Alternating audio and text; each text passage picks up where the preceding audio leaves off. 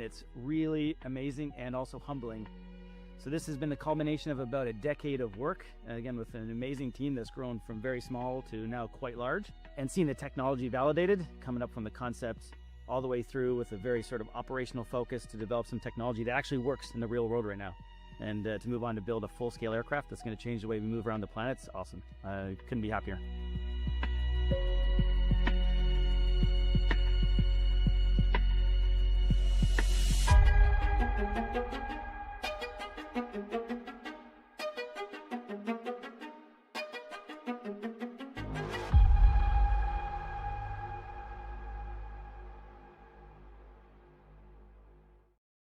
I think slowly that's become my new favorite song. It's so hype. Anyways, hey, Mark and Anthony, thank you for joining the stream. It's been a while, and everyone who's tuning in or will tune in later. Yeah, it's been a little while. I've been away out of town for like a week and a half. I've also been a little sick. And, you know, all of us have different lives. We're all busy. We don't make money from this. This is just for fun. So we're here. We're back, you know, spontaneous, unscheduled. But here to talk about some HOVR. There's been a lot happening in the last few weeks. And today's going to be a little bit of a different live stream. Instead of just seeing our faces like all the time, we have a lot to share. I'm going to be screen sharing. Anthony did a lot of research too. And we're going to be going over all of that. Mark doesn't need research. He is already a walking encyclopedia in this space due to his background. I guess let me give a brief intro if anyone's new here. We have Mark Berry, aerospace engineer, and he's a pilot and overall just awesome dude. He freaking flies. He has an airplane too. He has 2 airplanes actually.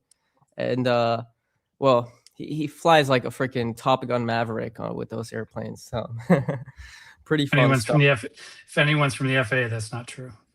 I fly by the regs.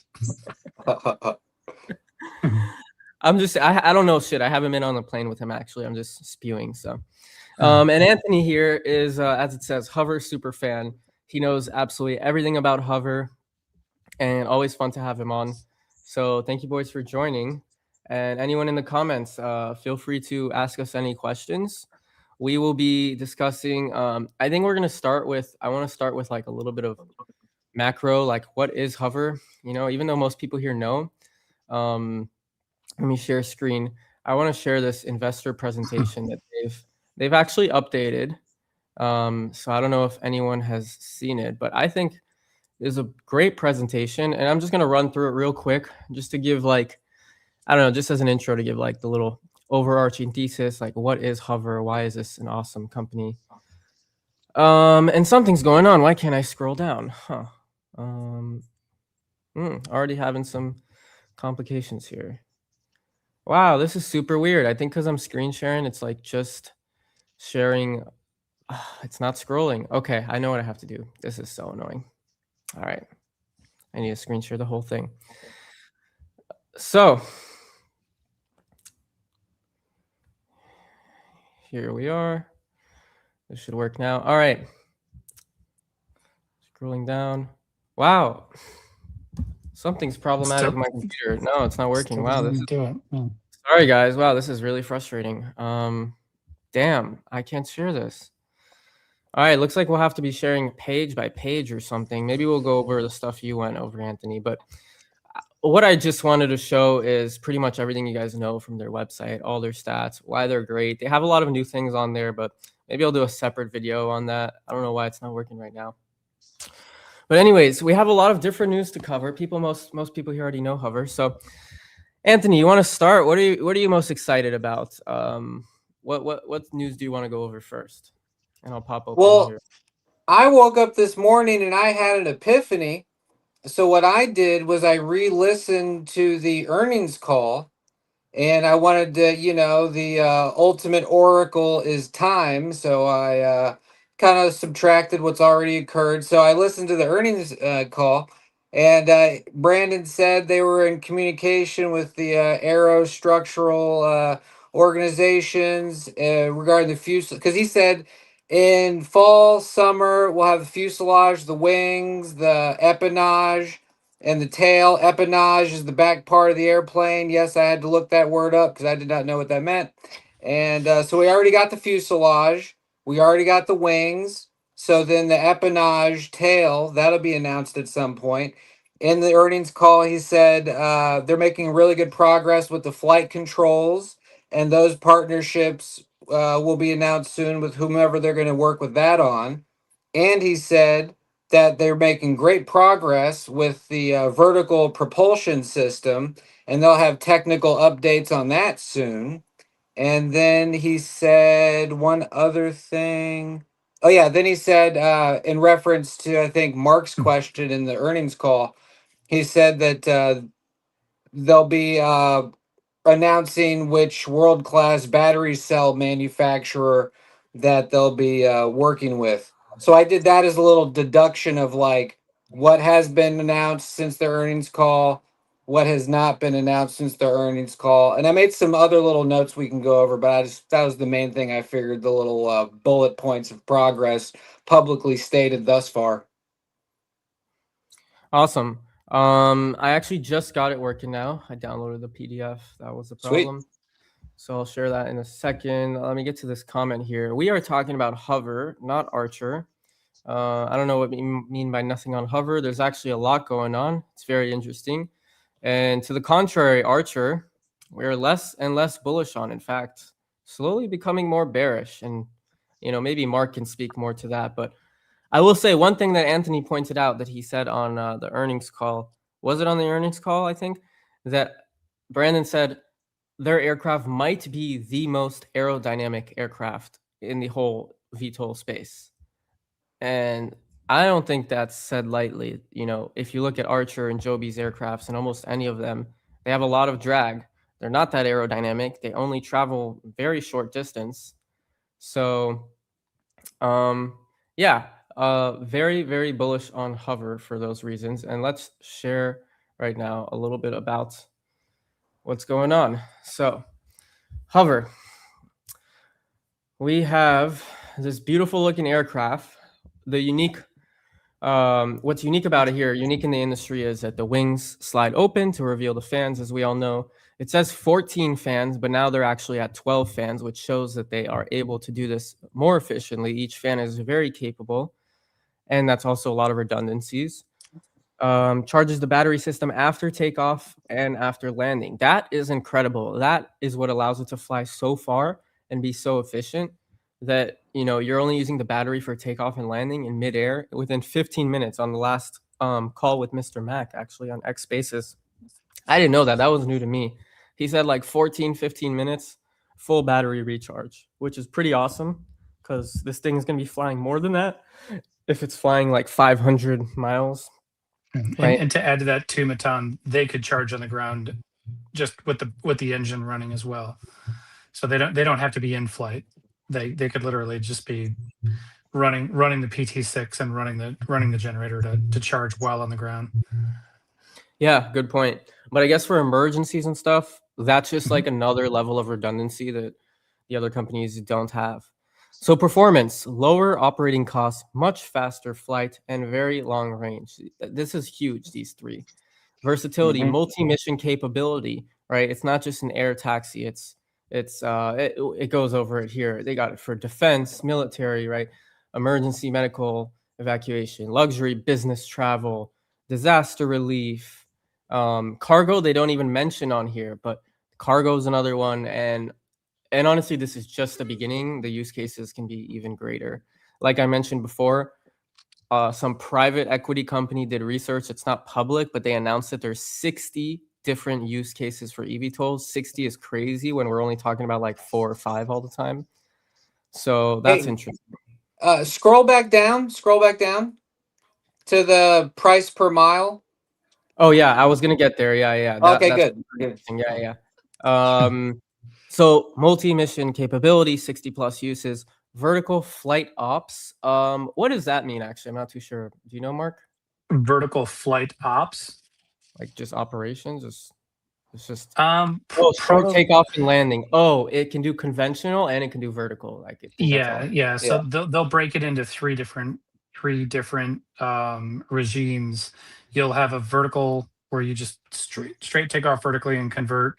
You'll do a short takeoff where you're using the vertical system to get up to, but also fly a little bit down the runway, and then finally a straight conventional where you'll need a full runway to take off. Yep. Which makes it super versatile. You can land in a helicopter, you can land in an airport, you can fly on a soccer field, small runway. Oh, very awesome. Patented fan and wing, which is very unique to them. Hybrid electric power, which almost nobody is doing. And that's like a blind spot that I think they have a complete advantage in. And then advanced current tech. They aren't inventing anything new. No need for any tech breakthroughs. The X7 is being built right now. That is freaking awesome. 700 kilograms of maximum useful load. And that can actually be increased if you're doing a conventional, like short takeoff and landing. The reason it's 700, that's because it's vertical, takes up a lot more power. But if you're on a runway, you can probably take more payload. And then also, did you guys know this? I didn't really know this. It's supposed to be traveling at 10,000 feet in the air. That's interesting. Yeah, I think that 10,000 feet's not very, very high. That's, there's 10,000 foot mountains that you ski on in Colorado and whatnot, but that's also, you don't want to go, and since it's non-pressurized, they're not doing a pressurized cabin. If you're going to go above 12.5, the crew's going to have to be on oxygen. If you're going to go above 14, everyone's going to have to be on oxygen. So it is kind of limiting them, but that's also very, very similar to like what a helicopter does. Like that's the interesting altitude regimes for a helicopter. Yeah. Didn't we 100%. say that they're not going to do a pressurized cabin? So that makes No, they're not. They're not doing one. Yeah, and Brandon has spoken to that. Yeah. Well, pressurization adds weight. You have to, if you're gonna have a pressurized cabin, it adds a lot of weight to the structure.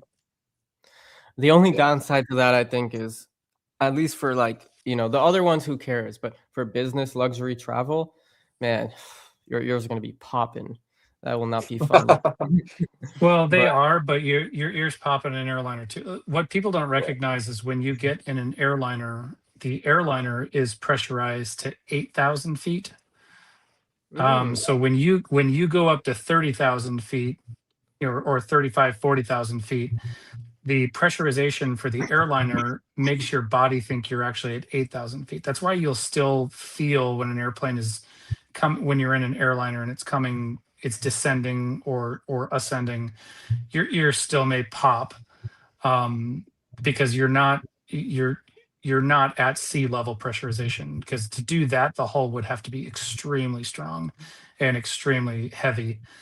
So, like for Brandon saying, yeah, we're going to be at 10,000 feet. The difference between 8 and 10,000 feet, you can't really even notice the difference. Yeah. Yeah. Fair enough. I didn't know that. Your ears will pop if you descend really quickly. So if they were to do a really fast descent, then your ears will pop. But if you're coming down relatively slowly, if it's a normal, just a normal flight regime, and you're going from 10,000 feet down to sea level and you're going to descend over 10 minutes, you're not going to notice the difference. Your ears probably wouldn't even pop. By the way, I'm glad we're doing this. I never really do these intros of what is hover, because it looks like one of the first commenters already was thinking we're going to talk about Archer. He doesn't even know about hover. He says, tell me about it. Never heard of it. Yes, it is a penny stock. And in our opinion, the best in the space. So we'll tell you a little bit more about it. I'm sure you're familiar with Archer already since you asked about it, so you can kind of compare. Archer travels 90 to 100 miles, and it doesn't travel everywhere. One of the other big things, other than everything we've already spoken about, as you can see here, multiple redundant systems, ability to fly in clouds like a normal commercial aircraft, may be one of the only eVTOL aircrafts in the world that could be certified for flight into known icing. Flight into known icing, shortcut we always say is FIKI, F-I-K-I. And what's special about that is helicopters, most aircrafts, even Mark's aircraft, I think, isn't FIKI certified, right? And that means they have to only fly when the weather is good. And a billionaire has a helicopter and he wants to fly to New York or something, and now they got a lot of rain or whatever going on, a bunch of clouds. Even they can't even fly in clouds. Like, forget bad weather, like you can't even fly in freaking clouds. I didn't know about this until I got into space and learned about all this. But I think that's something so simple that, like, why aren't people going after that? It's kind of crazy that they're the only ones in the world doing that. So what that tells me is, let's say the other companies will succeed, and hopefully they do. Joby, Archer, and the rest that you have up here in the ticker. You see Beta, Ehang. If they do succeed, like we said, there's 60 plus different cases. This industry is going to $1 trillion market cap. Where is it? Somewhere right here. $1 trillion market cap industry. And it's actually going to be like 9 trillion in 25 years. In 15, it's 1 trillion. HOVR is going to have way more than enough space. We're at 80 million. If we only go to like a couple $1 billion, your gains are absolutely huge versus the other companies like Joby and Archer that are already valued extremely high. This is one of the only penny stocks in the space. And honestly, the best aircraft. I think that's what drew us so much to it, because it's like so obvious to us that this is the best aircraft and no one's paying attention, and it's valued super low, but rightfully so, because they are a little bit behind the competition, which is fine. And they do show it here. I'll get back to those. You see, in 2021, they only had their preliminary design, on sketches online. And then until August 22, they flew, the first prototype. I think it was tethered. And until May 2025, they flew it untethered. They IPO'd in 2024. So they've been progressing slowly, but it takes time to get to where we want to get. But the progress has been steady, consistent, and very, very good. And that's what we're here to talk about today, some of the progress that's been going on in 2026. Let's wrap up this whole presentation. So this is something new that they updated. They used to compare to like Joby and Lilium, actually. And they actually updated their website. Maybe I should go over that too. I've noticed they made some updates on the website, which is cool. Which is pretty much they removed any talk of Lilium, because like Lilium's just irrelevant now. And also their website's down. And I always noticed that like they had a broken link on their website that said Lilium, and you will go and it was 404. So they remove all things of Lilium. Now they just compare to Joby, which is the best in the space, and then Bell 429, which is a very common helicopter. Joby, just today or yesterday was it, Jobin went live on Fox News and he announced how they're partnering with Uber, and he said something like their travel is something like $3. Like $3 a mile. And you see HOVR here is way less than $3 at $1.93, pretty much like what the stock price is right now, which is funny. So that makes a big difference. I know it just seems like $1 difference, but that makes a huge difference to these things. Like, let me give you an off-topic example. Right now, the Cybertruck, Tesla Cybertruck, was an extremely like kind of a failing product. It made very few sales. And they dropped the price by 20,000 from 80K to 60K. You can now buy the Cybertruck till at 60K. They did that a week ago. The demand for that when they dropped it 20K was so huge. They stopped it within a week. Today's the last day you can go on Tesla and buy a Cybertruck for 60,000. Tomorrow it's gonna go back up. I don't know if to 70 or 80, but it's gonna go back up because just the moment they drop the price, it's just supply and demand. It's simple, like charting equilibrium, right? So, if Joby's $3, if everyone else helicopters are at $4 or $5, if this is the cheapest in the space, travels faster. Look at the speed, almost 2 times faster. Payload is about the same. I mean, it doesn't take a genius to know that this is like freaking going to be a great product. So, yeah, Anthony, did you want to speak about any of these charts, or you just wanted to see like the numbers and comparisons? Sure. In the earnings call, Brian, he said that it was going to be a buck, right? Now, granted, this says $1.90 something cents, but he said a buck. And I don't particularly think, how Walmart, they'll like make something like 1985 or something, so people will think it's $19, but it's really 20. I don't think when he says it's a buck, it's possible it's really a buck. Like, I don't know if they fine tuned it, but that's like whatever. But anyway, I did realize something. These industries that necessarily don't have revenue yet, and people are trying to predict what's going to happen. it is nice because with that whole dollar whatever per mile, just by looking at what they're doing and how they're doing it and the design, like it is easy to do the mental napkin math and come to the conclusion that hot damn, this thing is cheaper to own and operate and twice as fast as a helicopter and the the rotor EVTOLs and stuff like that. So that is kind of nice. Like as the momentum starts getting going, because people want things that's going to save them money and time, and the owner operators and these people that are trying to get their employees to the mining facilities in the Andes Mountains and all these kind of things, and rural big hops in Canada and Africa and South America and whatever. But anyway, I thought that was kind of cool because it's not like super speculative. It's not like maybe it'll be $1 something a mile. Like it's pretty obvious that's what it's going to be, which is nice. Yeah, and I guess just to completely clarify here, as you guys can see in the chart, it isn't really $1.93 per mile. It's $1.93 per passenger per mile, which is Per a seat difference. mile. Yeah, per seat per mile. But obviously per mile of the whole aircraft there, it's still cheap, like $5.79. That's literally almost comparable to a one passenger seat of the Bell at $5 here. So, and they're at $16 for the full thing. Cost per hour to operate, you see it's like $1,100 less. It's great. And I think what's more interesting above all, this is like probably the safest eVTOL aircraft. Maybe I'm wrong, but I think it's probably the safest, if not at least a lot safer than the competition and the alternative, which is helicopters that everyone's using now.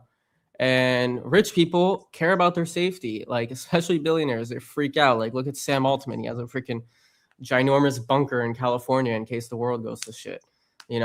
Like Kobe can't put a value like on, he would have paid so much more money for an aircraft like this if he knew, like people are scared of helicopters. They're very unsafe, and you can't put money value on things like this. So even though we do put value on it, this is more from a commercial standpoint, like Uber Air and stuff. But to someone who actually is going to purchase the aircraft for themselves, like some billionaire or whatever, Palmer Luckey, let's say, he wants something safe. He doesn't, I mean, maybe not Palmer. Palmer's a risky guy, but you guys get the point. Yeah. And so, on the topic of safety, you never want to have something that has, it's called a single point of failure. So with a helicopter in the rotor system, you can have one link in the rotor system fail, and now the entire helicopter is going to come apart. So what that drives is a lot of maintenance. Like you're constantly maintaining or replacing parts to make sure to guarantee or to limit any of those components ever failing. With HOVR, you eliminate the single point of failure because you've got two different forms of lift. One with wing-borne lift, where the wing is producing the lift and the airplane's flying through the air. But secondly, and then you've got the motor in the back. If that motor fails, the airplane can just glide down to a landing zone and engage the lift fans, and then it just lands like a helicopter. So I was literally going to ask you that, and you answered, because when you mentioned that, I was like, wait, what about that propeller in the back? That's like only one propeller. That's the propeller can literally come right off the airplane, or the engine can fail. And when that happens, you're just going to trade altitude for speed. You're just going to fall out of the sky, and you're not going to fall out of the sky. You're going to glide. You're going to become a glider. And the airplane is going to descend down there, but it'll still fly perfectly fine. And then you'll just find a landing zone. And this is like the challenge with me when excuse me, when I'm flying, I fly a single engine airplane. If I lose the engine, okay, it's not the end of the world yet.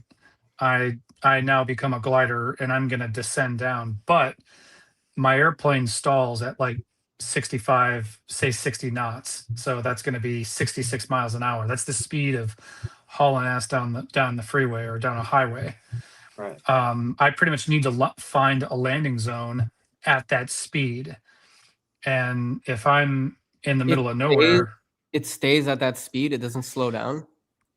No, because the wing will stall at that speed. So, or say the wing stalls at 60 knots. So I want to keep it at like 65, 70 knots. Like when I'm approaching to land, I'm coming across the numbers on the runway at 75 knots because then, and 75 knots is 80 miles an hour. That's the speed you're going down the freeway. And anybody who's going down the freeway, if you go and run into a bridge embankment or you run into something, you're pretty much guaranteed death. The beauty of a hover is you can glide at that speed, but then before you have to actually flare and stop, you can pretty much just find a postage stamp somewhere and engage the vertical lift system, and now the thing literally becomes a helicopter or a drone, like what most people think is now a drone or something, or like a helicopter. It'll just come and you can just set it down very slowly on that postage stamp. Speed is what kills you in anything. It doesn't matter if you're in a car, a motorcycle, or an airplane. It is always physics is physics. And if you go punch a brick wall with your hand, what breaks your hand is the sudden stop of your hand hitting the brick. And I mean, it's just, in a case like that, how do you think if it has to conventionally land the hover aircraft, not yours, Mhm. and it doesn't have the back propeller? I mean, I don't know if it even needs that to land conventionally, but an airplane has the flaps that they open up to stop, to kind of stop the just slow plane. down. Yeah, Mhm. I don't know if the wheels on an airplane have like a brake system. Like how They do. does Yeah. plane? No, Yeah. there's brakes. The tires will have brakes. And yeah, like let's say they lost for example, use case, they're flying along at 10,000 feet and they're flying over,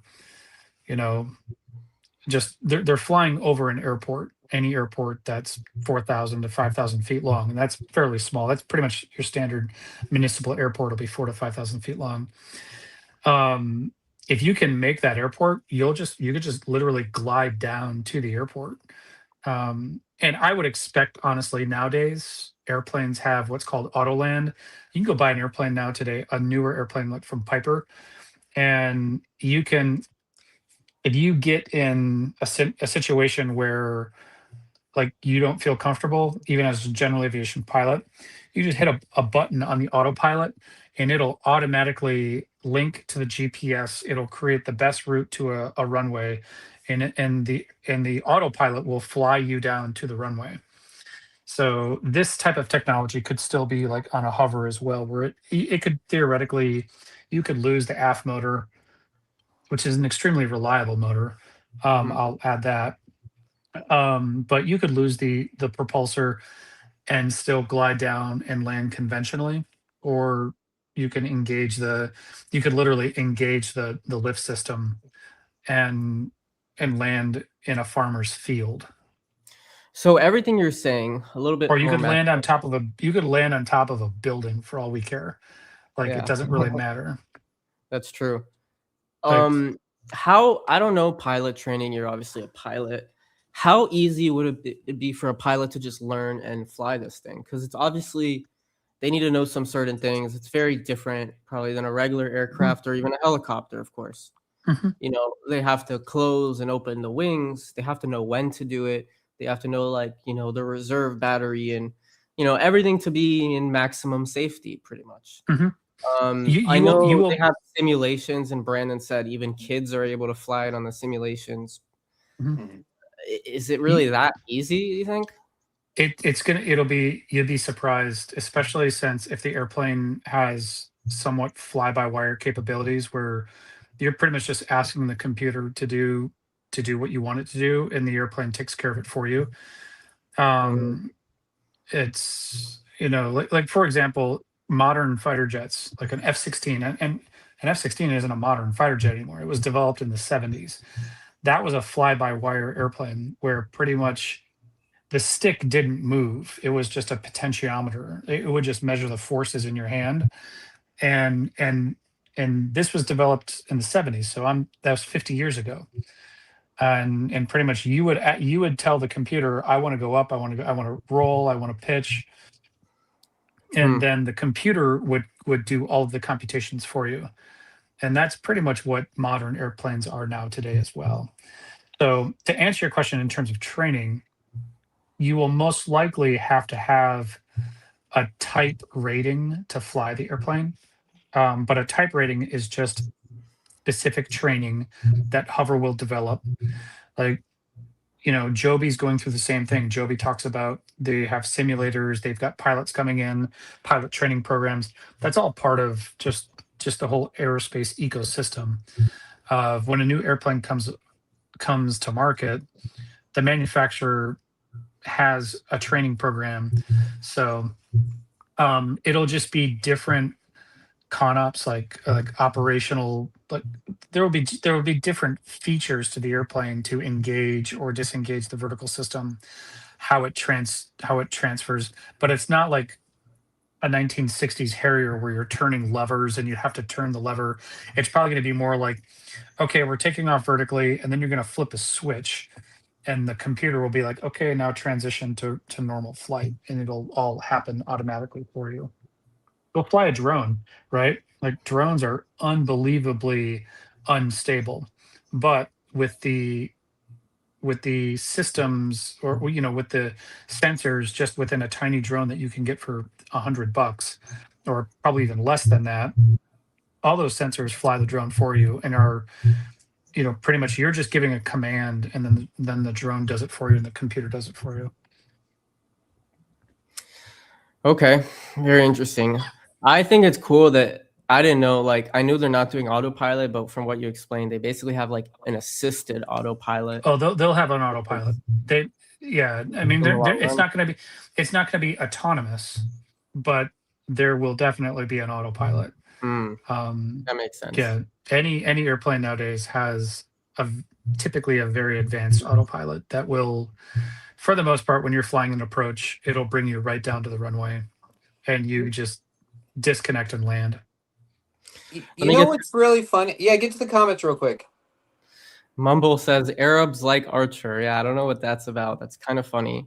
But I think that just is a symbol of like Archer's morals and stuff. If you notice, like, I mean, they're the only company partnered with these Arab nations. They're doing anything they can. Like all these Arab nations, to fair to them, they have a bunch of money. They want to be part of, new innovation, Silicon Valley stuff. But I guess maybe we're not that welcoming in America. We know, to stick with allies, and technically these are our adversaries.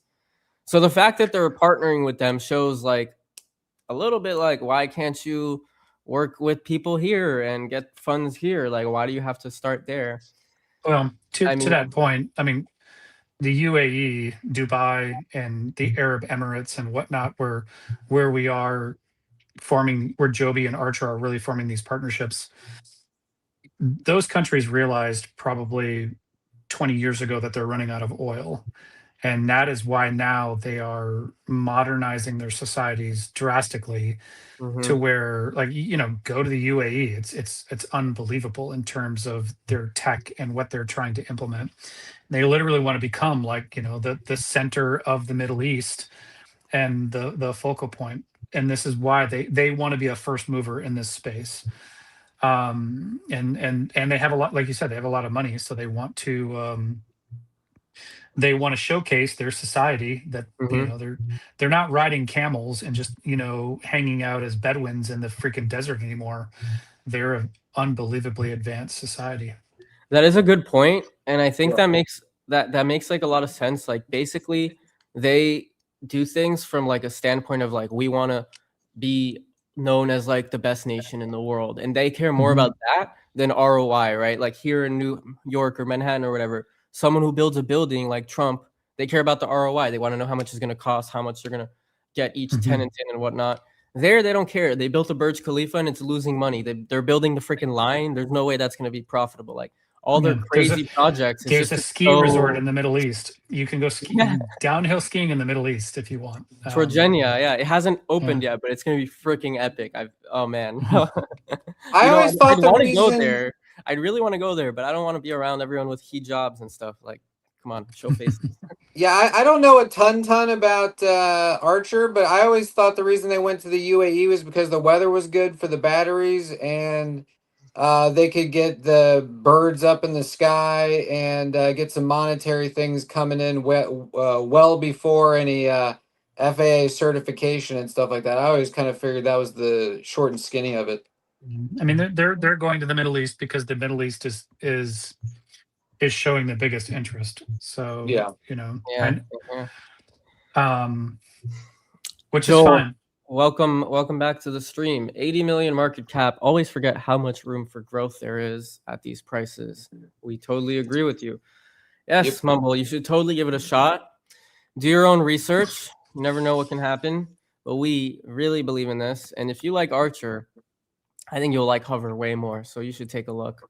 And just like Joel says, there's way more potential here at 80 million. Hey, Smoke, welcome back. Good to see you. Safety, that is one of the most important parts of HOVR. Raymond Levy, welcome back, man. That is Anthony's super fan. Oh man, I didn't realize you guys would be podcasting. Nevertheless, it's all good. Big Daddy Buyer, we have Mark's super fan here. Mark, you are looking like a superstar king. Did you join the Air Force yet? Have you talked to Elon? Bro, I would love to. I can't. I mean, it's not that I can't. I have no good reason to reach out to him. That's really it. I think I could reach out to him. It wouldn't be easy at all, but you have to have a good reason. And the only reason I realized this at some point when I read a book is you're 6 degrees or 7 degrees of separation from anyone in the world. Have you heard of that? Yeah. Yeah, and I Kevin found Bacon. my degrees of separation to Elon. I have a friend who knows Jason Calacanis, not well, but he knows him. You know, if you know who Jason Calacanis is from the All In podcast. And Jason knows Elon, or if not, at least he can get me in touch with David Sachs, and David Sachs can get me in touch with Elon. So I'm like 3 or 4 connections away from Elon, which makes all of you listening now like 4 or 5 connections away from Elon. But I'm not just going to reach out to him for no reason. I'd love to interview him on a podcast or something, but you know, I'm not big enough, so he's not going to reach out. He's not going to do it probably, but that would be hella fun. And honestly, it would be awesome to see if Elon gets into space. I remember late 2025, he was on Joe Rogan and he announced that they're basically making like a flying car. He kind of announced, if you remember. Yeah. Still waiting on that one. Yeah, still waiting on that. Yeah. So maybe with that one, he knows last it's complicated. I know, right? He said it's going to be end of the year and nothing happened, no prototype, which is weird because Elon usually announces things way before they actually build it. Maybe he's taking the Apple approach here and being humble and then gonna just release it once it's up. Because honestly, if he announces it, Tesla stock's gonna go up a lot for the hype. The whole space will go up. Like he can influence the whole space just like that. So maybe he's waiting till they actually have a physical product, and then things will just go freaking bananas from there. Yeah. Speaking of which, too, it's funny because, like, since Brandon says a lot of times when you said earlier they're not as far along as the others, it's not for lack of aptitude. It's because they got started a little bit later than the other guys, essentially. And the whole 2.0 program, it's like, you know, this concept's been floating around the Reddit a little bit, but it's true. It's the and even Death Smiles was talking to me about it. It's like the BlackBerry, the Nokia flip phone, and you know, it was like that was cool, but then like the iPhone came out and that was kind of like the thing. And it's like, you know, we can look at all these things like hybridization and the aerodynamics. Oh, and when you gave that good quote, the Brandon Robinson quote, the most aerodynamic eVTOL on planet Earth, that was from when he did the Mr. Mac X Spaces the other day, which is on Mr. Mac's X Spaces permanently. So if anybody hasn't listened to that, I highly recommend it because it was very informative. Very, very good interview because it's all about the eye of the beholder, right? Yep. Because like one person could say, "Oh, HOVR, they ain't got no news, ain't nothing coming out." Like at a cursory glance or an uninitiated viewpoint, that could be true. But with this stage that they're in and everything, they're rocking and rolling, man. They're just like they had the earnings call. They're dropping, you know, important partnerships for the put together for the whole thing. Brandon, you know, they're doing the multiple conventions and you know, a Verticon and all these fantastic things with all these big names like Raytheon and all these, you know, organizations. And they're just really just, marching forward. Like for at the stage that they're in, they're doing fantastic. Like, these people expect, the razzle dazzle and the bells and whistles. Mostly people are acclimated to the fluff and the garbage news. It's like that's not what they're doing. Like they're just gonna pump forward, not waste any money. The share count's gonna stay as low as possible. This is going to be one of those stocks that's like $80 with like sub 100 million shares available years down the road, and it's obvious to me. And when I re-listened to the earnings call, it was really cool actually because that gentleman from Jones, I think it's Jones Financial or Jones Capital, the guy that gave the $18 price Hmm. target. Was just pulling Uh, that up. yeah, the guy that gave Jones Trading, right? That guy. So that was Josh Sullivan, and that guy called into the earnings call, and he asked Brandon a couple questions. He asked Brandon, I think one question was like about the partnerships. I think that was the guy that asked the partnerships question. Is it going to be 100% aerospace or like car company? And then Brandon said 100% aerospace, obviously. And then he asked him something about like what they'd learned. Oh yeah, that's right. Yeah, Josh Sullivan asked him like what you guys learned, and then Brandon gave him the one of the keystone answers, which was essentially they reverse engineered the situation backwards from the end user because they have enough experience and wherewithal to know how to do something like that, which is one of the pillars that makes them so obviously good because they know what's needed and wanted with aerospace organizations in the military and stuff like that. But obviously, this Josh Sullivan guy really liked the answers he got to these questions that he asked to Brandon Robinson and Brian on the earnings call because he sure enough did give them an $18 price target just a handful of weeks later. So good job, Mr. So Josh Sullivan. yeah, with 9x. that, yeah, what would that be in market cap then? Just for comparison, their 9x, market. 800 million, about Yeah. 700 million. So that's Yeah. still not 80. even a bill. That's still not even Yeah. a billion. And what is Joby at right now? 10 billion. Yep. Something like that. Joby's at a $10 billion market cap, and they, none of these companies are revenue producing yet. Joby's the furthest along, but still $10 billion. You still have to prove that once you get into operations. To be fair, So Adobe has revenue from Blade, but it is that's like true. Yeah, they completely do. different. It's like not the goal. It's like it's just like a minor little side business, really. But Joby also bought that revenue, if you think about it, right? Yeah. Good point. They bought that revenue. They that was a merger and acquisition that got them that revenue, which Oh, is but fine. not just the revenue. Actually, got him the partnership because Blade was owned by That's right. Uber, actually, and now Uber and Joby are partnered, Yeah. and you're gonna be able to book a Joby flight on their Uber app. So Yeah. that is big for them, because there is a lot of friction. It's one thing to make a good aircraft, and then it's another thing to actually market it and have people use it. And if it's on a platform, like everyone wants to go on Uber, Airbnb, not like the Lyft or Verbo. You'll just get way less bookings. But yeah, But nonetheless, let's say 10 for billion, instance, 10 billion for Joby to 9x, like we're gonna 9x if this goes to 18. That's a $90 billion company. I mean, that's pretty crazy. Like, yeah, it's not going to do it. It's not going to do it.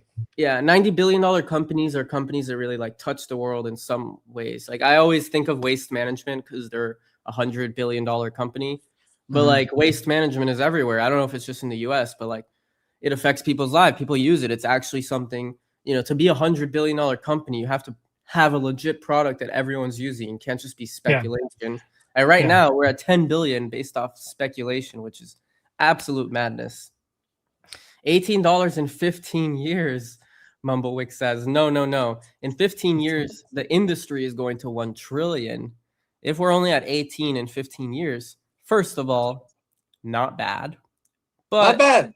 True. But we're planning way more. I mean, the aircraft is going to be flying and sold probably 2028, I think, on their report.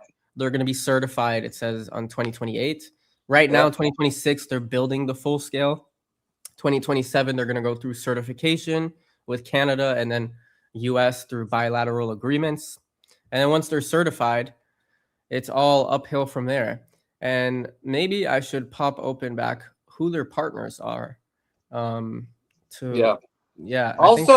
too, in the Mr. Mac X spaces, because Brandon's been saying the same amount of time since last year up till now, but that was the first time he mentioned a different amount of time for the full scale to be done. He said 6 to 12 months is what he said last week. He said 6 to 12 months. And, eventually, everybody wants that, that name they can trust, the guarantee in the box. They want that de-risking organization. They want that, because they got their vertical propulsion system technical updates. Like when this thing's ready to go, hey, Mark, okay, if this thing's ready to go, do they legally have to like not do certain things because they're not allowed, or like once this thing's built, could like the executives of Bombardier or another aerospace organization, could they meet up under hush hush and they could show them what this thing could do and nobody would know about it? Or are they not allowed to do that and it all has to be like within the mathematics of the technical updates, and that's how they can figure it out with simulation or just believe them? Are you asking the question, once they have a flying aircraft, can they take people for rides on it to demonstrate it? Is that your question? No, could they build it and then like without anybody knowing about it, them show like other organizations that it can go up and what it can do, or are they not allowed to do that? Yeah, I mean, well, again, can they demonstrate the capabilities to other organizations? Yeah, of course they can. Okay. So the airplane will be the first airplane that's going to get built. It'll get an airworthiness certificate in the experimental class, so it'll be an experimental airplane. One of my airplanes is experimental, and I could take anybody up for a ride in it. You ride at your own risk, but you ride at your own risk in any airplane. Mm-hmm. So they can take people up for as many demonstrations as they want. You just can't take people up for profit. Mm.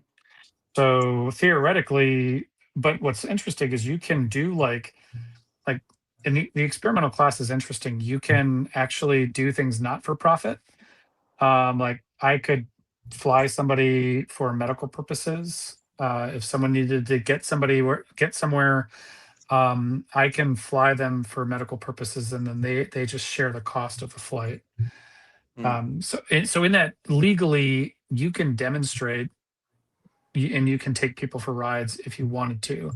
Most of the time, you're not doing that just because it is your own company test article. But if someone signs the waiver, let's go for a ride. Yeah. Yeah. So once they have a flying aircraft, that will really be kind of the unveiling, of just this capability of what they're promoting right now. Of course, we on this channel and people that are following HOVR, that are HOVR fans, recognize their use cases and recognize what we think this company and this airplane is going to be. But once the public starts to see it, they're going to be like, wow, this is really impressive. Mm-hmm. Mumble and whoever doesn't know about this really, but even though they can't make profit, demonstration is so important, and that alone will bring new investors. So let me show you here an example, especially because Mumble has never seen HOVR. So this video came out 9 months ago on May 15th. Okay, that was a beautiful day. I remember that morning. That was a glorious morning. So this is the first public demonstration that they, announced and showed to everyone. And I'll show you in a minute also what happened to the stock right after this day. I'll just play this video. 3, 2, 1, now. Look how beautiful this thing flies. Vertically, grass. up in 15, 20 seconds. And then you just fly conventionally. At 32 meters. There's okay. Close canard. Close canard.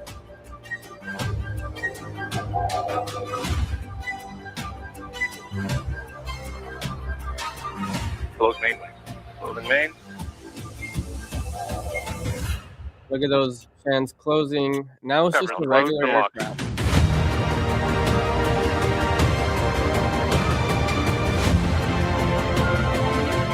It's a long That's video. badass. Yeah, so as you guys can see, obviously it lands the same way. And this was the half scale. The full scale is going to be bigger, will fly higher, fly longer. It'll be more stable and stronger and safer and everything all of the above. You can just keep going on and on. Yeah, that one was 600 pounds. The full scale is going to be 6,000. And maybe we should speak a little about that in a minute and how viable it is to actually get to full scale. Maybe Mark can speak about that. But I wanted to just show real quick. May 15. Where was May 15? Right there. Look at this. Literally right here. May 15th, stock price was at 40 cents, 45, 46 cents. And very next day, it shot up a little bit to 56 cents. And the whole week, the whole month following after was just a boom because people discovered it. It wasn't just, they released a video. It takes time to get discovered. And look at this. Complete upward trajectory from there. We hit as high as $4 and we're now pretty much at $2. So the chart's looking really, really good right now to be buying. I don't think we're going to go any less. If you see my little technical analysis here, we're pretty much above our EMAs right now, but the trajectory is up. Things are going well. There's no reason for this to go down. There isn't any shorts really, like people aren't really against the company. Things are looking really, really good. And as The short interest is at an all-time high. I was talking to Death Smiles about that this morning. Is it? Oh, I didn't Yeah. know. That's interesting. What is all-time high? How much percentage? More or Yeah, less? what percentage of the float? I'm not sure. Okay. I don't have it pulled up. Interesting why that would be. Actually, I to think be it's fair, the dark pool mainly. If my memory serves me correctly, I think it's 8%. The one that's like the normal lower number, it's 8%, but the dark pool one was like 65% or something like that. I don't understand the dark pool stuff, but like Raymond, I'm optimistic about HOVR regardless of these shorts. HOVR's finally of profitability, so much so that I'm reserving an area on my property for my own private vertiport. And yeah, it'd be great if Brandon Robinson come landing for a vacation. That'd be very awesome. Just to circle back to that again, like I'm no stock wizard or anything like that, but I'll just make my little points here. If it is in that type of a situation, the fact that it's still in a healthy uptrend with a heartbeat, making higher lows and so forth, like that is good. And then the institutional accumulation is occurring. There's certain ones that want to get in at $5 and above, but then there's other ones that like obviously there's institutional investors in there now. But with all that being said, right? Because like most things that are getting shorted, they're going down, but HOVR is shorted and going up. So, and the way it's all the technicals and stuff, like this thing's gonna pop. Remember when it popped before? It went up, it was coiling, hit that 190, went back, hit that 190, went back down, hit that 190, went back down, and then August, bink, and then went all the way up to $4. That will happen again. Raymond reminded me of a video that I don't know if it was you, Anthony, or Mark who sent me this, but I found this super interesting. Not that it has much to do with HOVR, but it shows the demand for a HOVR type of aircraft. It just shows like that people want, to fly from their homes. So this is Bartels Back Roads. It is a neighborhood in California. And the roads, as you can see, are huge. And look, planes are flying on the roads. There's That's called cars. That's an air park. Air park. Is there more than one? Probably. Air park? Yeah. Or is this the only one? I own land on an air park in Georgia. I could build a house on it and have my own. No way. Mm-hmm. Wow. You just bought the land for like the future when you want to do that. Mhm. Yeah, it's right next to my house in Georgia. But yeah, there are a lot of air parks, and basically you build your house, and then you build a hangar, and there's a runway. Think of it like a golf course community. It's a fly-in community, and you have your own. You pretty much just taxi right into your house. It's Question awesome. mark. Is this illegal? Look at them. They're flying upside down. The rules, if she's wearing, you can see she's wearing a parachute. Oh, If you do aerobatics and you're wearing a parachute, you can do whatever you want. interesting. But if you're upside down, you can't really parachute downward. Probably. Well, I mean, she's flying upside down, but she could easily flip. But the airplane is thinking it's flying right side up because of the positive G rate she's in. So you gotta have aerobatic airplanes can fly upside down. But she's flying like a beach. She's flying a semi-aerobatic airplane. Wow. So yeah, just to clarify, continue. I've flown some of my airplanes upside down. Also, these are harder to fly, right? Look at this hand motion she's doing here. Like pivoting a big joystick. Yeah, so that kind of just comes down to the flight physics of it. If it's a bigger airplane, sometimes you've got really big really big yokes, because you need that moment, or you need that moment arm to be able to activate the flight controls at high speeds. If they're not power assisted. So the road is called Boeing Road. I wonder if Boeing had anything to do with building the neighborhood, but probably not. Probably not. Is this in Colorado or in California, or is this in California? Yeah. Mumble says she doesn't care. Yeah, illegal or not, she'll do whatever she wants. She's like also Earhart. There's a difference between the highest you've been shorted and being extremely shorted. Like, granted, HOVR's not extremely shorted. It just happens to be in the higher ranges of what it has been. So there is a differentiation there. Like, this thing isn't shorted down like Beyond Meat for 7 years or something like that. You know what I mean? It's like it's low short, but it's the highest it's been. I just wanted to make that little clarification. Yeah, and the market cap is just super small again. Like, it's just a lot of room. I mean, Beyond Meat is even bigger than HOVR, and it's been shorted a bunch. So yeah. Also, too, their social media is getting better. Their videos are getting better. I sent you those 3 screenshots. That one that they released just like a couple days ago. That one got, I think, 1,600 views, 1,800 views in the first day. The one that they released prior to that, a couple weeks earlier, multiplied out to about 1,500 views per day. And then the one that they released before that one, a month earlier, it still had the 1,000 views per day count. So it was like, the one had like 34,000 views. The other one had like 16,000 views. The other one had like 1,500 views. So like, there are more eyeballs getting on them. And then the Financial Times covering them, more people covering them. It's like, it's definitely a snowball effect. Like, as they just march forward and do what they're doing, more eyeballs, more progress. It's pretty like self-explanatory, which I think a lot of times people are a little bit mind boggled by simplicity. Like, some things can be simple. You know, I think like instinctively people look for like, what's the catch? Or it's too good to be true. These maxims that people think with too good to be true, or there's got to be a catch or something like that, you know. But anyway, yeah, I mean, I think a good tell-all of like that this is growing and we're on the right path is looking at their careers and who they're hiring, if they're even hiring, right?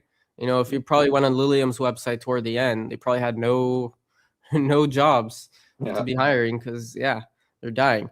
But they're not dying, doing quite the opposite. They have a lot of jobs here, and all super technical, difficult expertise level jobs. If you guys want to talk about any specific one, I just want to mention the one that stands out to me the most here is the first job, chief engineer.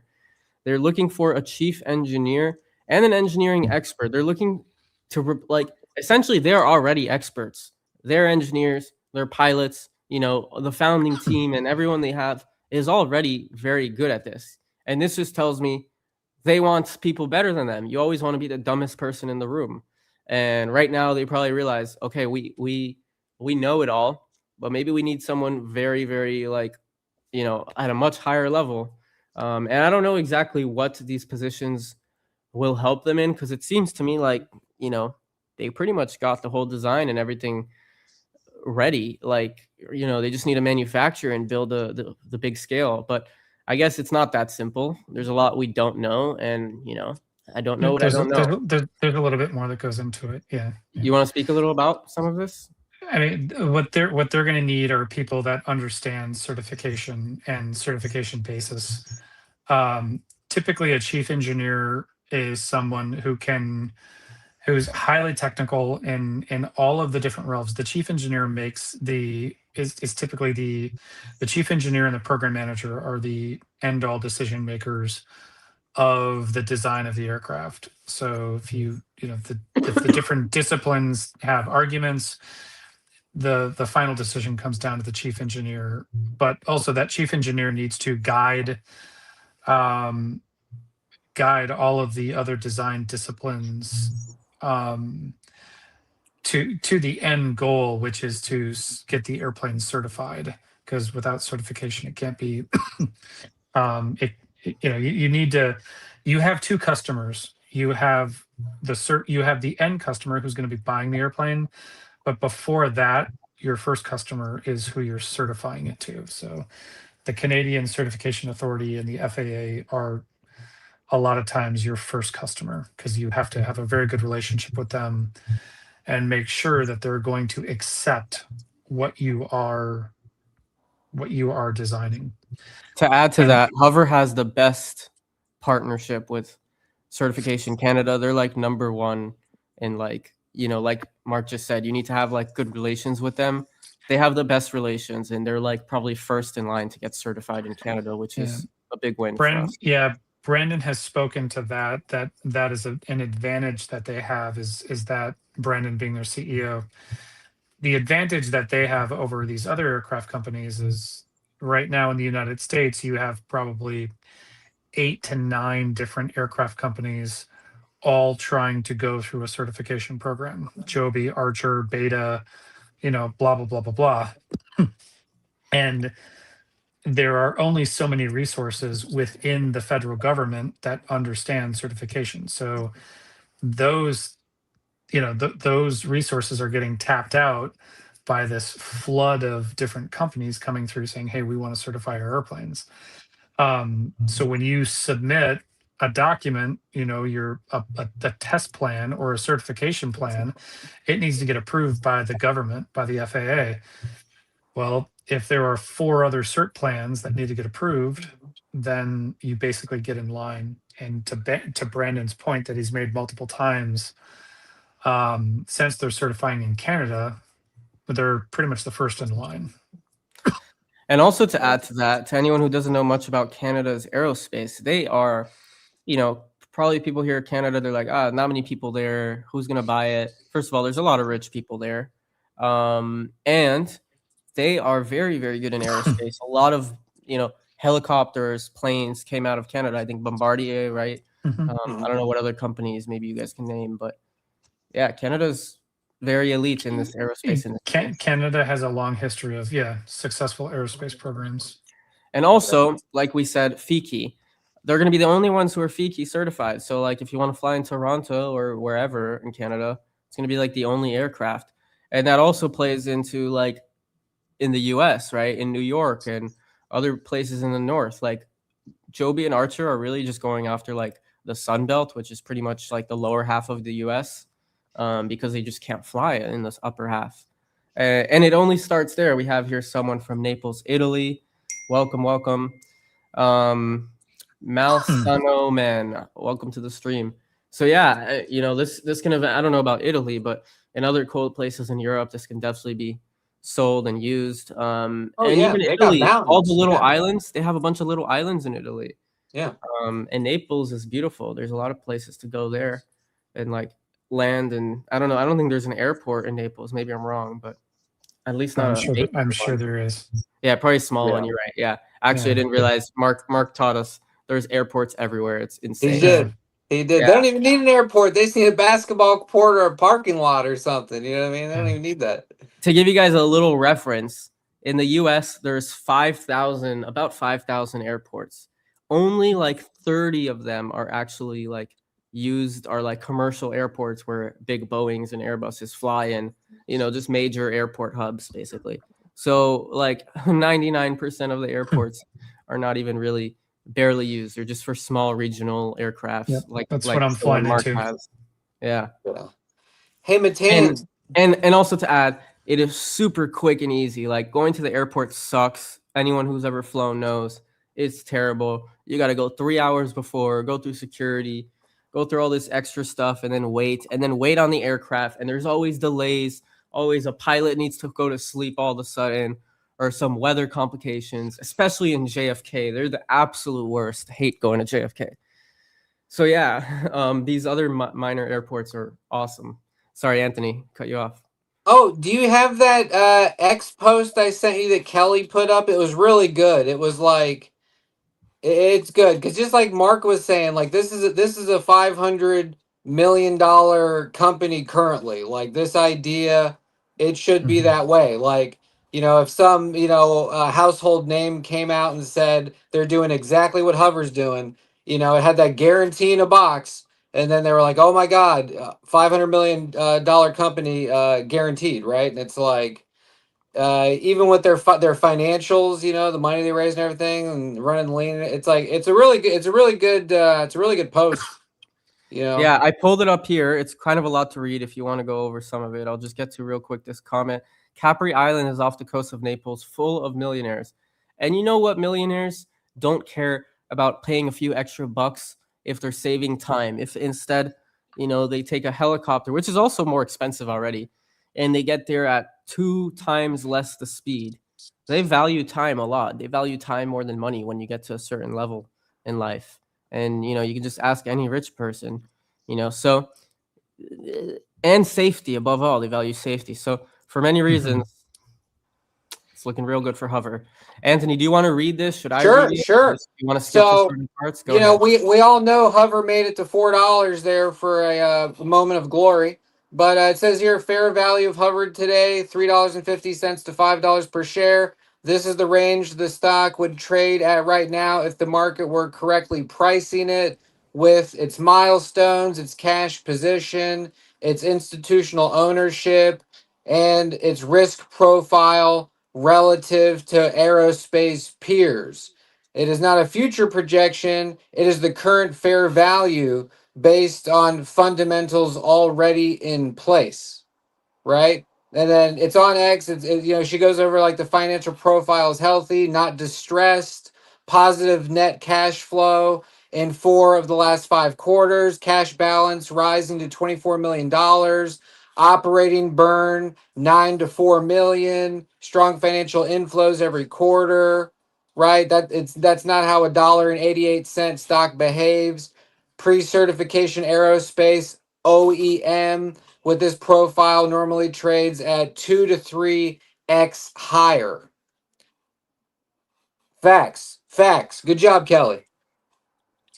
Yeah, and as you were reading this, I was thinking too, like, let's say, for instance, Elon Musk came along and said, "All right, I want to get into this space, but I don't have the resources right now to dedicate my engineering team. I want to buy one of these companies." And he just came along and said, "I think HOVR is the is the one I would want to buy." What would he have to pay to, or he says, I want to team up with HOVR and pretty much like back this company. I think that'd be thi- the better approach because he should not buy them out and replace the employees. He should keep the same people. That's done a right. good Yeah. job. And literally just back it like Toyota came in with Joby. I could easily see that price tag being 250 to half a bill easily. I mean, he could do that without even thinking about it. I'd say even more, honestly, even $1 billion. Yeah. Like, honestly, to Yeah. him, it's not much. The valuation, I think, is going to be worth that, especially after his influx of cash and expertise and everything he'll bring to the table. Obviously, maybe he's a great negotiator and he can bring the price down, But at the same time, Brandon Robinson is not no fool. He is a great entrepreneur from everything I've seen and know. And he has said how he wants to die with this company. You know, he loves this thing. He wants to make this product for himself and fly this thing. So it's going to be very hard for him to give it up for just what, a 2-3x from where we're at now. It has to be something really worthwhile. Yeah, and I didn't bring that up saying that the company could get bought out and Brandon would walk away. I'm just saying, what would that price tag have to be, like, to not insult basically Brandon or anybody else in her organization? So I think, interestingly enough, the price tag might not matter. You know why? Not for sale. Not for sale. It's just like Joby bought Blade, and for the reason of partnering with Uber, it's for capabilities and growing faster. So the price tag matters less. And an example of this, Palmer Luckey, when he sold Oculus to Facebook for $2 billion, he didn't really want to sell for $2 billion, which at the time he was 19, he had no billion. It would have been crazy. Like, why not? But he didn't want to. The only reason he did it is because of other terms that Mark Zuckerberg committed to. If he buys Oculus, he will spend $10 billion a year for the next 10 years, $100 billion in growing like Oculus in the whole meta VR space. And he did do that. And basically Palmer was still a part of the team and eventually got fired and not part of it, which is a whole nother story. But the only reason he sold is because he knew that Mark Zuckerberg is going to help speed it up. If he were to stay in Oculus and do it himself, it might not be you'd never get there. Known. Yeah, you're right. And right now HOVR is not that well known. And if Elon partners with them, they're going to surpass Joby in popularity. It would take one tweet of someone being like, Elon, what do you think of HOVR? And if he were just to say like, oh yeah, that thing's cool. Like it would take one comment of him to say something, or Kathy, like we've also talked about. I mean, don't even talk about Elon. Say Kathy Wood, who is bullish on Archer and Joby. If her analysts and her team came in and they're like, we actually really also like HOVR, we're going to take a position in it. That in itself is going to add so much validity and confidence to what they're doing from a backing standpoint. The stock price would pop. Speaking 100%. Of confidence, this chat just gave me the confidence, as well as Mumble here, to interview Elon. I never really thought of reaching out. I know Elon pretty damn well. I've been following him for like over a decade. I know a lot of like what he says and what he, a lot of the stuff is smoke and mirrors. Like what he really means and stuff is he doesn't give a fuck about money. He's doing things to actually advance technology. And I think I can prepare an awesome interview and questions for him. Getting him on is a whole nother story, but you know what? I will try and prepare some questions and try and reach out maybe, but very likely it won't happen. But I can't just reach out for an interview like that. I have to at least probably tell him what it'll be about. So I just want to announce that. Who knows? That probably won't happen, but I've seen Elon in a bunch of small podcasts, which is pretty damn cool. Although looking further into it, the people who did the podcast are all these like sugar babies in Silicon Valley, and somehow they got contacts to him. So I don't know. I can't compete with that. Yeah. But your analogy, Mark, about, because it was funny, your analogy kind of went in a different direction than I thought you were going to go, and then at the end you brought it right back to where I thought you were going to take it, because you were talking about Elon and a buyout, but then you went straight to what I thought you were going to say, which was and that's what when I say a guarantee in a box with the whole Tommy Boy reference, and that's what it is. People want something to make them feel warm and fuzzy inside, because there's really two categories of things. There's somebody vouching for you that has either apparent worth or actual worth. Like if Kathy Woods vouches for a company, that's apparent worth. That's not really actual worth. That's like, you're hanging out with the head football player or something, and automatically you're cool or something like that. And then there's actual worth, right? Like a strategic partnership that is de-risking, right? But both are cool. Both are great. Both are exciting. Both will get it popping, right? So, like, just to go into my forecast for the year going forward, I'm pretty sure, we'll get the communications about the technical progress on the fans and everything, and who's making this part, who's making that part. We'll get a little bit of non-dilutive grants. We'll get a little Canadian money. That'll be real exciting and fun. But at some point, I'm not sure the sequence that this is going to happen, but at some point, two things will happen. We will get a strategic partnership, one, and eventually we'll get more, right? But we will get a strategic partnership, and then we will get the full scale built. Those two things will happen in the midst of these other little sprinkles of fantastic news and progress.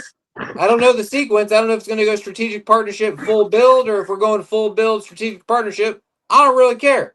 But that's my little, prediction of obvious things. It's like you can predict with very little information and it's all tinfoil hat, or you can predict with like concrete evidence. And this is Yeah. extremely concrete information. So that is the roadmap ahead for HOVR. Awesome news throughout the year of technical progress, non-dilutive money, any other mystery, surprise, cool things that happen. But at some point in this year, we will get full scale, we will get strategic partnerships that are de-risking, and it's not no fluff that Kathy Woods likes you. It's real shit. But hey, if somebody wants to say that HOVR's cool, what was that one guy? The Microsoft, the one guy from the minerals, mines, magnets, the Zed guy. What was that? I don't remember. The guy that was like the co-founder of Apple. Oh, Steve Wozniak. The Woz. Wozniak. Yeah. Right. And- yeah. Steve yeah. Wozniak saw the aircraft. To anyone who doesn't know, which is pretty cool. Yeah. Funny Yeah. you mentioned Kathy Wood. Hot take, but I think Kathy Wood is not too far off from her investment style than us. Very long term, very bullish on like technologies. Although she does do a lot more analytics and graphing and more macro of like economy. She has been a lifelong analyst of analyzing companies and trying to find value. Yeah, but I think what I'm saying, how she's not too far from us, is it's very long term. Unlike most analysts, just looking for quarter after quarter, they don't see the bigger picture. They don't understand like what does a $1 trillion industry actually look like when we're sitting at like a $50 billion right now or something, maybe less even. I'm not sure, like 30. I don't know.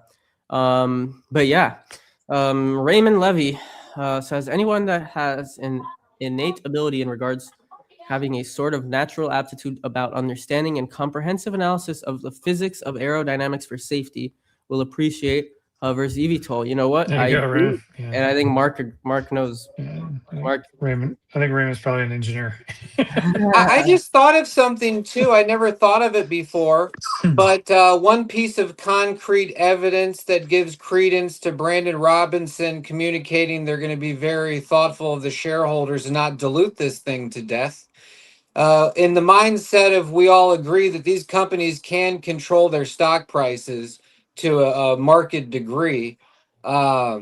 These companies that do release the fluff news to get the spikes, they want those spikes so that they can dilute because they do need the money because they're spending that much money and these type of things. When Brandon Robinson says we do not release the fluff news, we just want it to be meaningful progress, and we're going to partner with people not for a press release, but it's going to be people that are going to help us to achieve our aims in a mutual situation.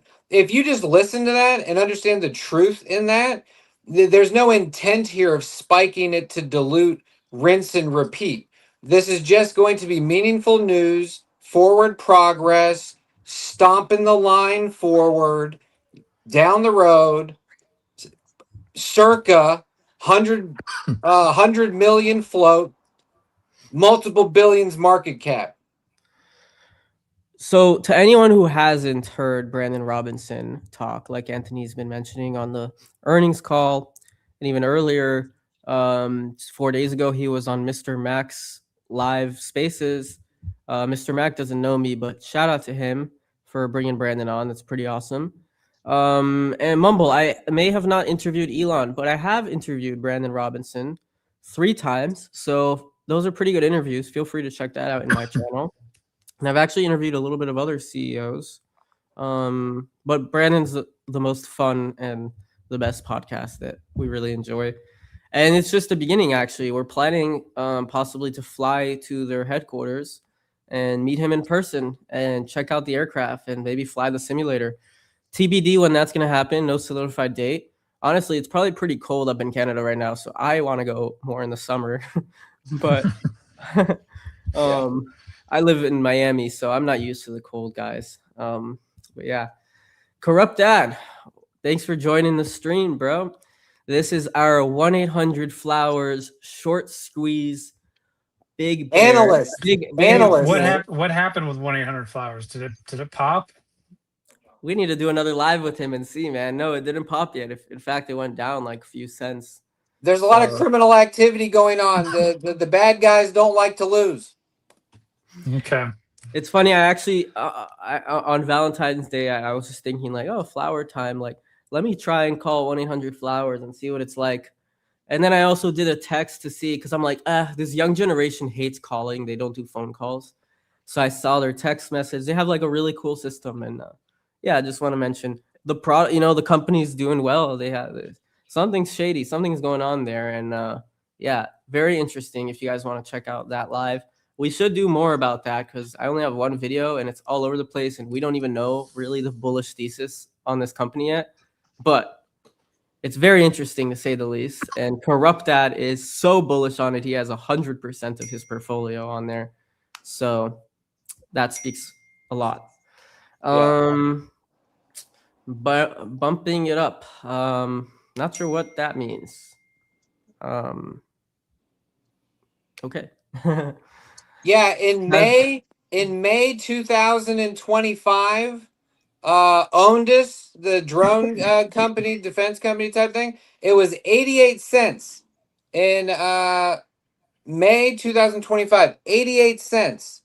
And then went all the way to 15, didn't it? Went all the way to 15, right? Mm-hmm. And I wonder which guys at 88 cents were, having a similar conversation to us, like, oh man, ONS, yes, like these guys, they got it. You know what I mean? The Black Sea, they need them over there. They got this, and it's just kind of funny, like the micro viewpoint, present time, the future. It's like these things pop, and then that's what people see. They see the Super Bowl. That's what people see. They don't see preseason. You see? Like we're sitting here having this conversation with $80 million market cap hover at $1.99. You know what I mean? And it's like, it's exactly what Brandon Robinson says. The good designs will shine through. They've been lumped in with the other all pure electric EVTOL plays.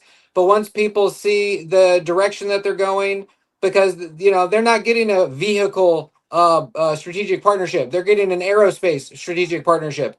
Like this is no infrastructure required beyond normal fueling of an airplane. Like as these people, because the practicality is like in concrete, and it's like as people understand, and not even the general public, like there's, because we have business organizations, governments, and so forth.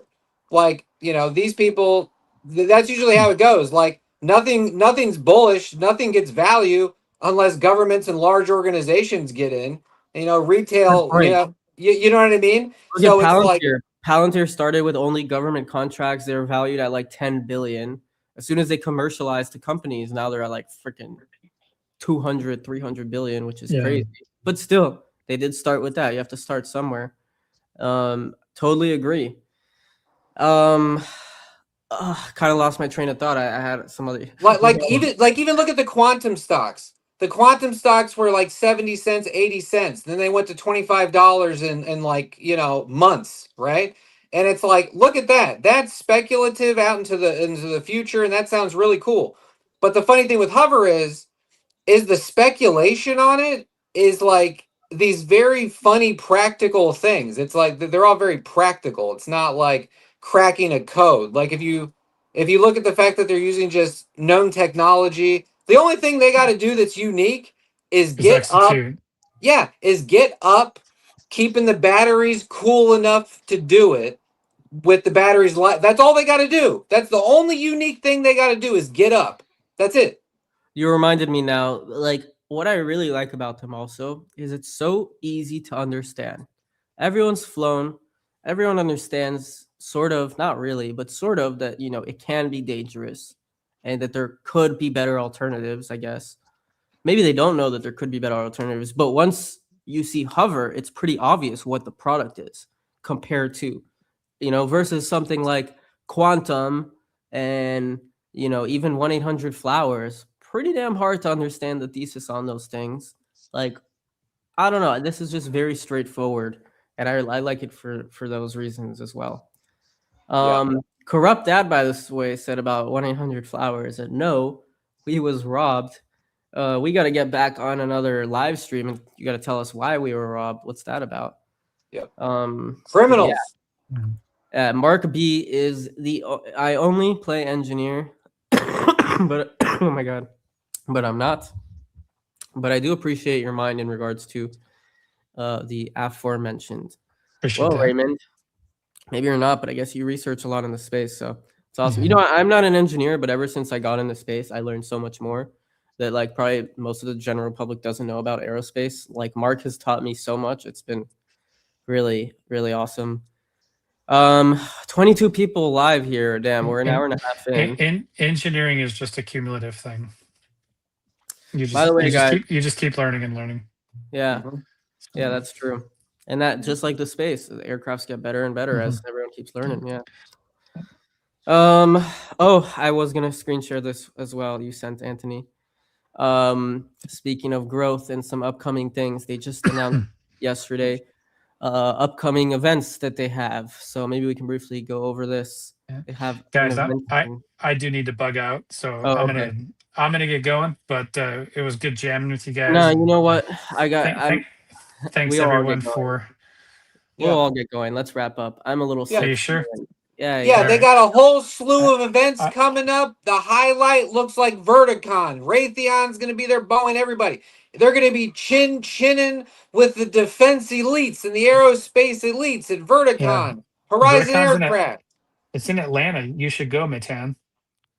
One of the events. Cool.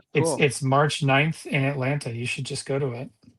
I will look into it. Last time I saw there's an event like that, you gotta pay like $500 or something. Oh, do you? Oh, okay. You got a $500 hat, bro. Just take that with you. Just give it to them at the door. Be like, yo, check out this hat. Good point. Maybe I should reach out to investor relations. But yeah, maybe they can get you a pass or something. Yeah, that'd be cool to meet Brandon. Take a look at it. That'd be dope. So, because I'm sure all the other companies are going to be there too. True. Oh, that'd be super cool to record and do some stuff there. Yeah. All right, we're an hour and a half in. If I you don't want to make it too long. People watch the recordings later, and it's going to be long for people. So we kept it under an hour and a half, though. That's pretty damn good for us. We're getting organized. Yeah, we're getting a little better, guys. We got a little ticker with the prices up top. We're going to try and be coming with more an agenda than just spontaneous spewing.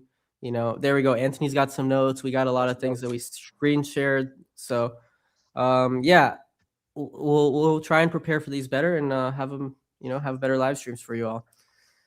So yeah, thank you all for watching. Any last words, Mark Anthony?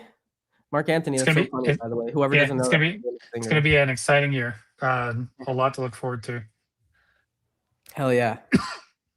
Yeah, I'm trying to relegate my excitement because I don't want to overheat. So I'm just trying to keep a nice hum. Just keep a nice hum. I don't want to overheat.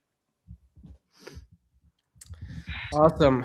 Well, thank you, boys, as always, for contributing and making this more fun. So, and all of you commenting. So, thank you all for watching. And as always, until next time, stay thinking, question everything, and peace out.